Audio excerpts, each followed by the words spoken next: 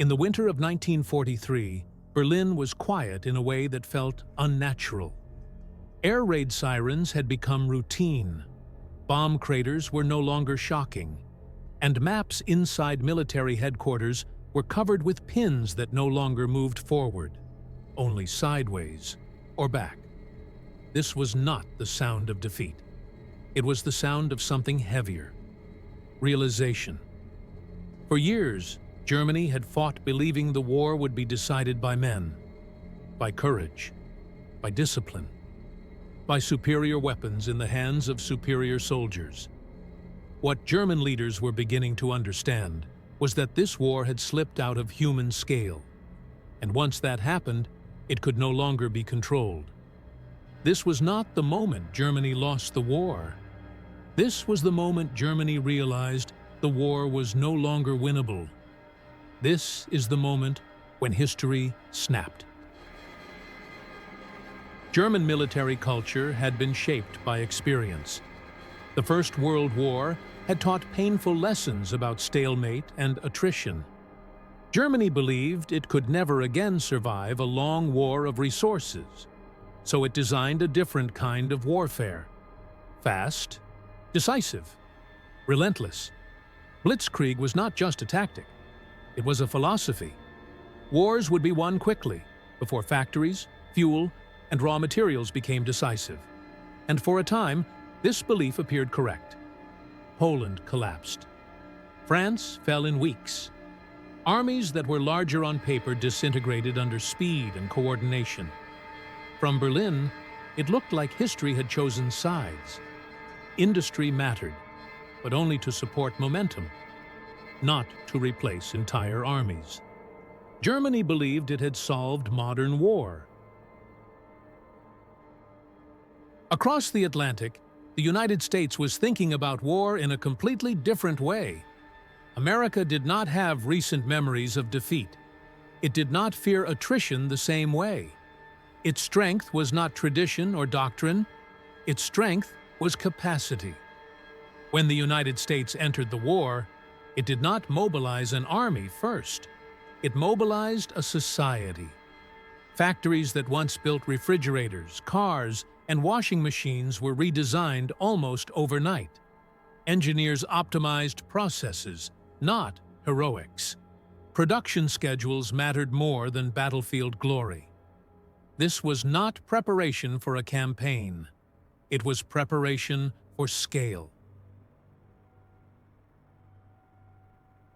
At first, German commanders dismissed American production claims as propaganda. The numbers sounded exaggerated, unrealistic, almost absurd. But the front lines began telling a different story. Aircraft losses were replaced quickly. Destroyed tanks were replaced in greater numbers.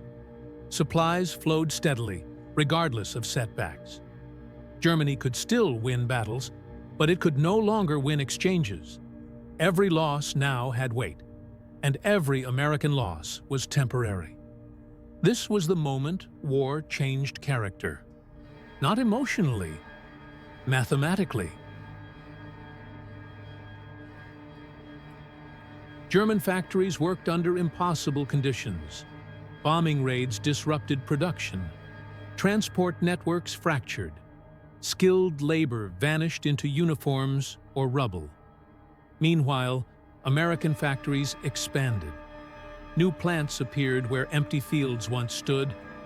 Workers rotated in shifts that never truly stopped.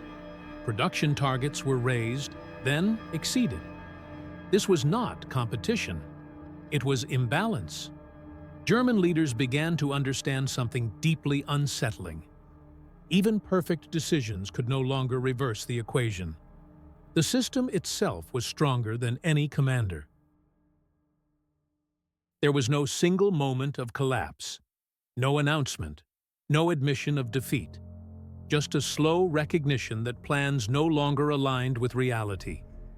Requests for equipment went unanswered. Replacement units arrived incomplete. Fuel shortages dictated strategy more than generals did.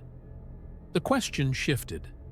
Not how to win, But how long resistance could be maintained against a force that never seemed to run out? This was not despair. It was clarity. Courage still existed. Skill still mattered.